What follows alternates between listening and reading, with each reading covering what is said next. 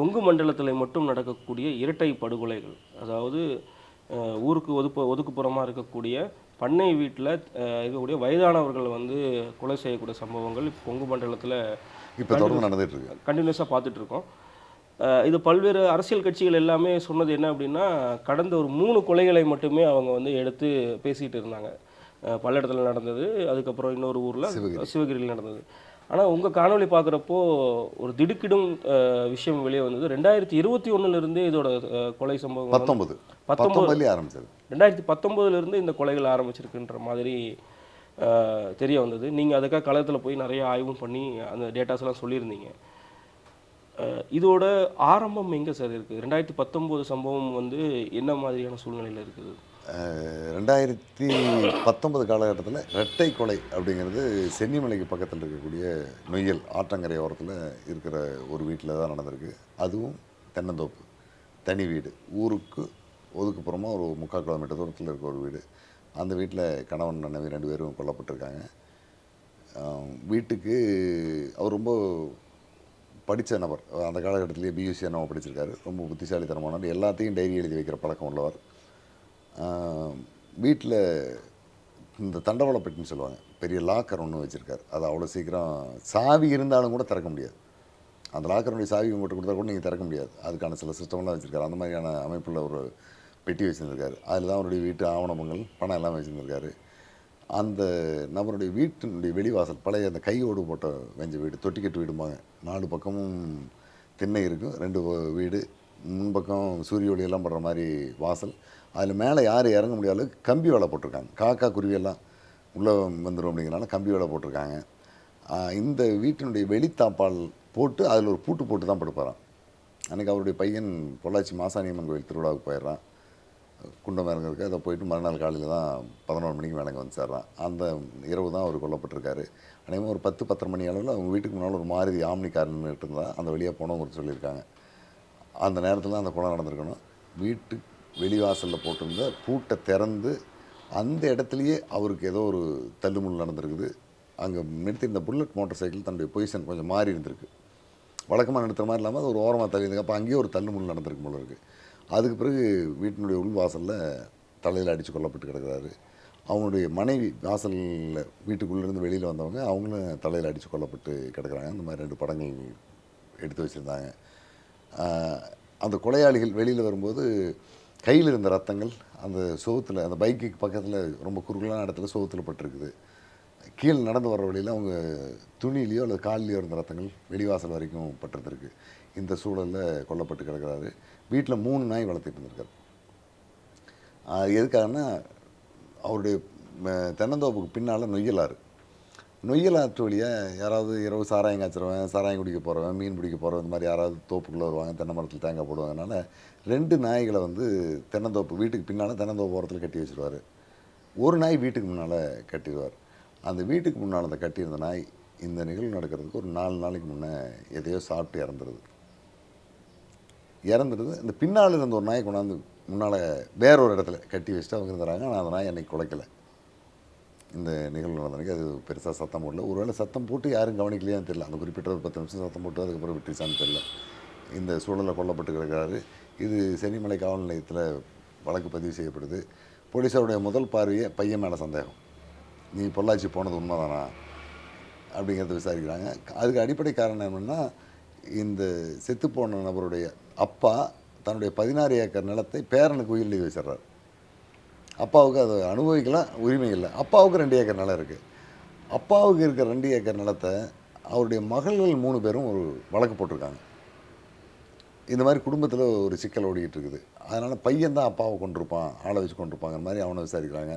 ஒரு வாரம் அவனை வச்சு விசாரித்தது இல்லை, அவன் இப்போ கோயிலுக்கு போனதெல்லாம் உண்மைதான் அப்படிங்கிறது தெரிஞ்சதுக்கு பிறகு மகளுடைய கணவர்களையும் மகளையும் கூப்பிட்டு டார்கெட் பண்ணுறாங்க.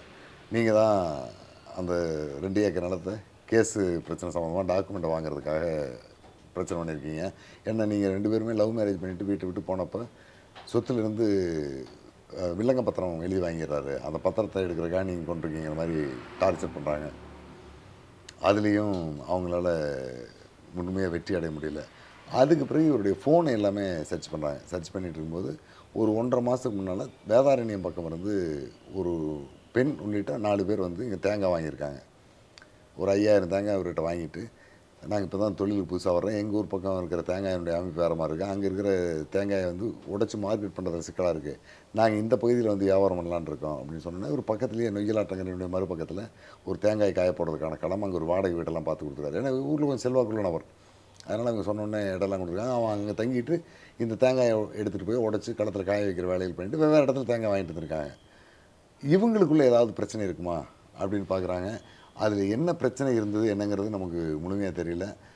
அந்த பெண்ணும் அவருடைய கணவரும் இங்கே தேங்காய் வாங்க வந்ததாகவும், தேங்காய் வாங்க வந்த நேரத்தில் தேங்காய் பின்னால் போட்டு கிடக்குது, நீங்கள் போய் பார்த்து வாங்கன்னு சொல்லிவிட்டு இவர் அவருடைய கணவரை தென்னந்தோப்புக்குள்ளே அனுப்பிவிட்டு இந்த பொண்ணுகிட்ட தப்பாக நடக்க முயற்சி பண்ணார். அதனுடைய தாக்கமாக அந்த பொண்ணு புருஷன்கிட்ட சொன்னதுனால புருஷனும் அவனுடைய நண்பர்களும் சேர்ந்து வந்து இவரை அடித்து கொண்டுட்டாங்க அப்படிங்கிற அளவில் வழக்கு முடிச்சு போயிட்டாங்க. ஆரம்ப கட்டத்தில் அதோடு அதை முடிச்சு போயிட்டாங்க. அந்த வழக்கு இதிலிருந்து அவர் கைது செய்யப்பட்டாரா? அந்த பெண்ணோட கணவர் கைது? அவங்க 3 பேரை கைது பண்ணி கொண்டு போயிடுறாங்க. ஆனால் அவங்களுடைய பையன், இவங்க எங்கள் அப்பாவை கொல்றதுக்கு சாத்தியம் இல்லை, எங்கள் அப்பா கொல்லப்படுறதுக்கு இவங்க காரணம் இல்லை அப்படின்னு ஒவ்வொரு முறையும் கேஸ் ட்ரையலுக்கு வரும்போது அவன் வந்து அப்ஜெக்ஷன் பண்ணுறான். போலீஸ் சரியாக விசாரிக்கல, அது நம்பத்தகுந்தது இல்லை. கைது செய்யப்பட்டவராவது அவர் தரப்பு நியாயத்தை சொல்லியிருக்கணும் இல்லையா? இல்லை, கைது செய்யப்பட்டவர்கிட்ட அதிகாரிகள் விசாரித்தது அவங்க தான் சொல்லணும். ஒரு விசாரணைக்கு எல்லா தரவுகளுமே சரியாக வந்தது தானே அது ஒத்து வரும். அவங்களும் அது அவங்களுடைய நேரம் முடிஞ்சிருச்சு, அந்த வழக்கை முடிச்சுட்டு அவங்க போயிட்டாங்க. ஆனால் வழக்கு இன்னும் ஈரோடு மகிழா நீதிமன்றத்தில் விசாரணை நிலையிலேயே அந்த வழக்கு இருந்துகிட்டு இருக்குது. இந்த கட்டத்தில் அந்த முதல் போயிடுது. இது நடந்து சரியாக 6 மாதத்துக்கு பிறகு அங்கிருந்து ஒரு 5 கிலோமீட்டர் தூரத்தில் இருக்கக்கூடிய குட்டப்பாளையம் அப்படிங்கிற குட்டக்காட்டுப்புதூர் அப்படிங்கிற ஒரு இடம், அந்த இடத்துல 2 பேர் கணவன் மனைவி 2 பேரும் வீட்டில் படுத்திருக்காங்க. அன்னைக்கு தென்னந்தோப்பில் தேங்காய் போட்டு அலுப்பாக இருக்கிறதுனால வீட்டுக்குள்ளே டிவியை போடுறாங்க. டிவி பார்க்குறதுக்கான சூழலில் அவன் தாத்தா தண்ணி காய வச்சு குளிச்சுட்டு சாப்பாட்டை போடு அப்படின்னு கட்டில் படுத்துட்டு தூங்கிறாரு. இந்த அம்மாவும் சமையல்லாம் செஞ்சு வச்சுட்டு ஏன் சாப்பிட வரலங்கிறீங்க வாங்க அப்படின்னு ஒரு 10 நிமிஷம் படுத்துட்டு வர்றாங்கிறாரு. இந்த அம்மா வந்து பக்கத்தில் ஒரு கட்டில் போட்டு படுக்கிறாங்க. 2 பேரும் தூங்கிடுறாங்க. ஒரு 2 மணி நேரம் கழித்து எந்திரிச்சு சாப்பிட்ருக்கலாம். ஆனால் அதுக்கு முன்பாகவே யாரோ வந்து தாத்தாவை அடிச்சிடறாங்க, இந்த அம்மாவையும் அடிச்சிடறாங்க. அடித்ததுக்கு பிறகு அவங்களுக்கு என்ன நடந்ததுங்கிறது நினைவில்லை. யார் வந்தாங்க, எத்தனை பேர் வந்தாங்க, எப்படி பேசுனாங்க, எந்த வழியாக வந்தாங்க, எதுவுமே தெரியல. அவங்க வீட்டிலும் ஒரு நாய் இருக்குது, அந்த நாய் இப்பவும் இருக்குது. ஆனால் அந்த நாய் குறைக்கலைங்கிறாங்க. அவங்க வீட்டுக்கு உள்ளே வர்றதுக்கு ஒரு வாசப்படி இருக்குது. அதுலேருந்து பின்பக்கம் போனோம்னா சுற்றியும் வரலாம் தென்னந்தோப்புக்குள்ளே. முன்னாலேயும் ஒரு குறிப்பிட்ட பகுதியில் சுற்றி அந்த நாய் இருக்கிற இடத்துக்கு வந்துடலாம். கதவு வழியாக வராமல் சுற்றியும் 4 பேர் வந்தால் கூட வீட்டுக்குள்ளே வர்றதுக்கான சூழல் இருக்குது. அந்த வீட்டுக்கு நேர் ஏற்ற மாதிரியே ஒரு வீடு, அங்கேயும் கணவன் மனைவி குழந்தைங்கள்லாம் இருக்காங்க. அவங்களுக்கு இந்த நிகழ்வு நடந்தது தெரியவே இல்லை. காலையில் 7 மணிக்கு பால்காரரை வந்து பார்க்கும்போது தான் வீட்டுக்கு முன்னால் கூட நடந்துருக்கிறது தெரியுது. அதுக்கப்புறம் தகவல் தெரிஞ்சு பசங்க பொண்ணுங்கள்லாம் வர்றாங்க. பாட்டி மட்டும் மோசமான 3 வெட்டுப்பட்ட சூழலில் காப்பாற்றிடுறாங்க. அந்த தாத்தா இறந்துடுறாரு. இது அந்த முதல் நிகழ்வு நடந்து சரி 6வது மாதம். இந்த நிகழ்வு நடந்த 6 மாதத்துக்கு பிறகு அந்த ஊர்லேருந்து 1 கிலோமீட்டர் தள்ளி, அதுவும் ஒரு வாய்க்காக்கரையினுடைய அடுத்த பக்கத்தில் கணவன் மனைவி 2 பேர் தனி வீட்டில் இருந்தவங்க வெட்டி கொல்லப்படுறாங்க. அவங்க வீட்டிலும் இருந்த ஒரு நாய் செத்துருது. நிகழ்வு நடக்கிறதுக்கு 4 நாளைக்கு முன்னே. அது தண்ணிப்பந்தல் அப்படிங்கிற இடத்துக்கு பக்கத்தில் இருக்கக்கூடிய ஒரு காட்டு பேர் சொன்ன அந்த இடத்துல அந்த நிகழ்வு நடந்தது. இது கிட்டத்தட்ட 1.5-2 ஆண்டுகளுக்குள்ள 3 நிகழ்வு சென்னிமலை பக்கத்துலேயே நடந்துருது. இது 2மே கண்டுபிடிக்கப்பட முடியாத வழக்குகளாக இருக்குது. இதனுடைய தொடர்ச்சியாக அடுத்த 4வது 5வது 6வது நிகழ்வு எல்லாமே சிங்கிள் லேடி. அரச்சலூருக்கு பக்கத்தில் சாமியாத்தால்னு ஒரு 75 வயசு அம்மா, அந்த அம்மா கொல்லப்பட்டு ஒரு 4 பவுன் நகை காணாமல் போகுது. சென்னிமலை பகுதியில் இன்னொரு நொய்யலாற்றங்கரையில் கண்ணம்மாள்னு ஒருத்தர் கொல்லப்படுறாங்க. அவங்க போட்டிருந்த ஒரு 3 பவுன் இல்லாத தனியாக வீட்டில் இருந்தாங்க கொல்லப்படுறாங்க. இந்த மாதிரி இன்னொரு 3-4 நிகழ்வுகள் அந்த பகுதியில் நடந்தது. அதெல்லாம் ஒன்றா நடந்தது. இதுக்கு அடுத்தடுத்த கட்டமாக சாவடி அதுவும் இந்த நாய் கொல்லப்பட்ட சம்பவங்கள் இருக்கா? இந்த 3 ஆமாம், அது ஒரு அம்மா வீட்டில் 2 அம்மா வீட்டில் நாய் கொல்லப்படுது. ஓகே, நாய் கொல்லப்படுது. மீதி 2 வீட்டில் நாய் இல்லை. அவங்க வயசானவங்கனால அவங்களுக்கு சமைச்சு சாப்பிட்றதே பெருசு, நாய்க்கு போடுறதுனால அவங்க இல்லை, நாய் இல்லை. இந்த நிகழ்வெல்லாம் நடந்த ஒரு 2 ஆண்டுகள் முடிகிறதுக்குள்ளேயே சிவன்மலையினுடைய நேர் வடக்கு பக்கம் ஒரு 6 கிலோமீட்டர் தூரத்தில் இருக்கக்கூடிய சாவடிப்பாளையம் அப்படிங்கிற ஊரில் கணவன் மனைவி 2 பேர், அவங்களும் அதே மாதிரி வீட்டுக்கு முன்னால் படுத்துறவங்க கொல்லப்படுறாங்க. இவங்களும் தென்னந்தோப்பு உரிமையாளர். அந்த வழக்கும் கண்டுபிடிக்கப்பட முடியாத வழக்காகவே இருக்குது. இந்த சாவடிப்பாளையம் நிகழ்வு நடந்ததுக்கு பிறகு ஒரு 4-5 மாதங்களுக்கு பிறகு பெருந்துறை டிஎஸ்பி தலைமையிலான ஒரு டீம் இந்த தொடர்பான வழக்குகள்லாம் விசாரித்து தஞ்சை மாவட்டம் அந்த வல்லம் பக்கத்தில் காவல்நிலைய எல்லைக்குள்ள ஏற்பட்டிருக்கிற ஒரு குற்ற சமூகம்னு சொல்லக்கூடிய ஒரு சமூகத்தை சேர்ந்த ஆளுங்க இந்த மாதிரி தொடர்ந்து செய்வாங்க. அவங்க நீலகிரி மாவட்டம் கூடலூர் இருக்காங்க, கிருஷ்ணகிரி மாவட்டம் பாகலூர் கிருஷ்ணகிரி பகுதியில் இருக்காங்க, இன்னும் கள்ளக்குறிச்சிக்கு பக்கத்தில் அவங்களுடைய குழு கொஞ்சம் பேர் இருக்காங்க, வேலூர் பக்கத்தில் அவங்களுடைய குழுவை சேர்ந்து இருக்காங்க. இதெல்லாமே ஒரு டீம். இவங்க குற்ற செயல் புரிஞ்சுட்டு அங்கே போவான், அவனோட செட்டு சேர்ந்து போவாங்க. இந்த டீம் தான் இதை பண்ணியிருக்குன்ட்டு சிறையில் இருந்து யாரையோ எடுத்து விசாரித்ததாகவும் அவங்க சொன்ன வாக்குமூலத்தை ஒரு 12 பேரை கைது பண்ணி இந்த 3 வழக்கும் 3 இரட்டைக்கொலை வழக்கம் அவங்க தான் செஞ்சதாக சொல்லி அந்தந்த ஊருக்கெல்லாம் போலீஸ் கூட்டிகிட்டு போய் அந்த வேனில் அந்த இடத்தையெல்லாம் கூட்டிகிட்டு போய் இவங்க தான் கைது பண்ணாங்கிற மாதிரி ஊருக்குள்ளே சொல்லிட்டு வந்துடுறாங்களே தவிர கொலை நடந்தது எப்படி, எந்த இடத்துக்கு வந்தீங்க, எங்கேருந்து வந்தீங்க, எந்த வழியாக உள்ளே போனீங்க அப்படிங்கிறதெல்லாம் அவங்கள்ட்ட விசாரித்து ஆவணப்படுத்தலை.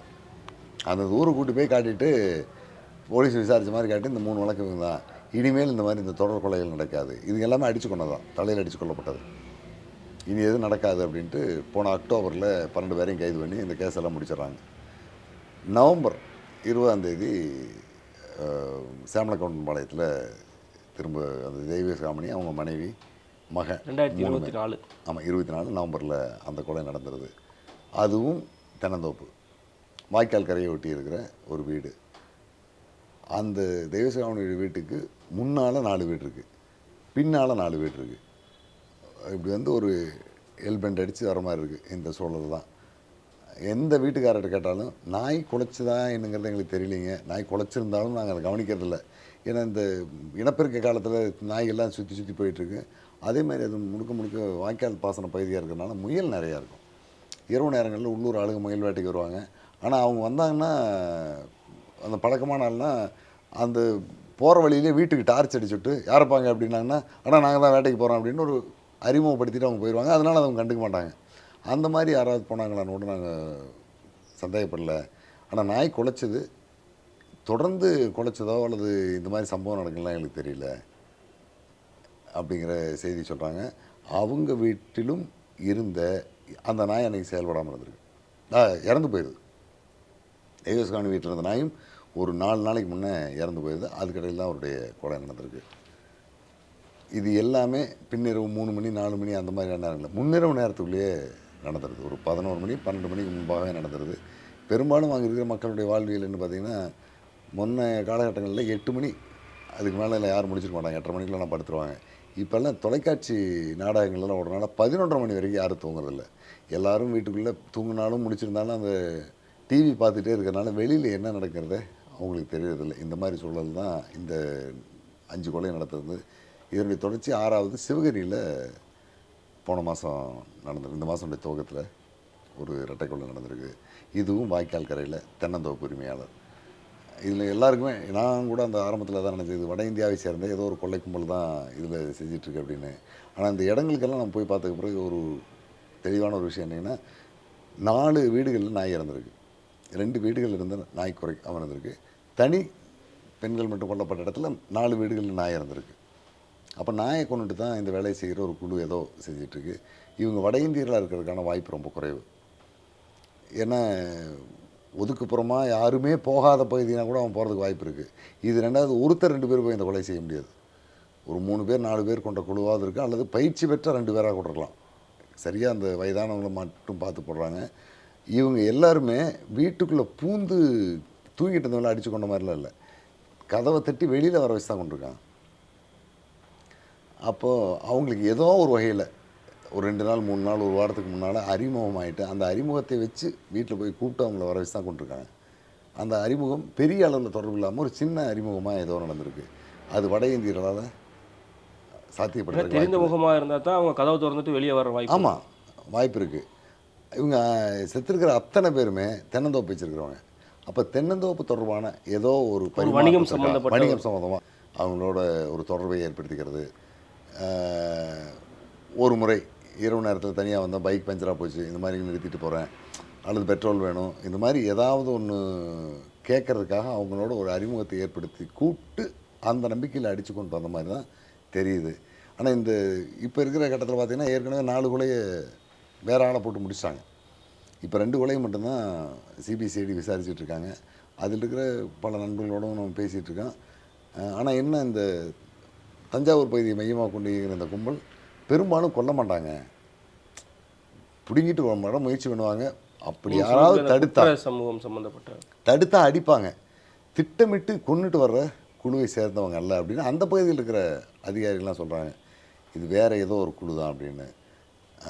இது எங்கே எதை நோக்கி போயிட்டு இருக்கிறது இல்லை. மொத்தத்தில் நம்மளோடு தொடர்பு இல்லாத வட இந்திய குழுவாக இருக்கிறதுக்கு இதில் வாய்ப்பு ரொம்ப குறைவாக இருக்குது. ஏன்னா அந்த பகுதிக்குள்ளே அவங்கெல்லாம் புதுசாக நார்த் இந்தியெல்லாம் போயிட்டு வந்தாங்கன்னா யாராவது ஒருத்தர் எதில் பார்த்தாங்கன்னா கூட பிடிச்சிருவாங்க.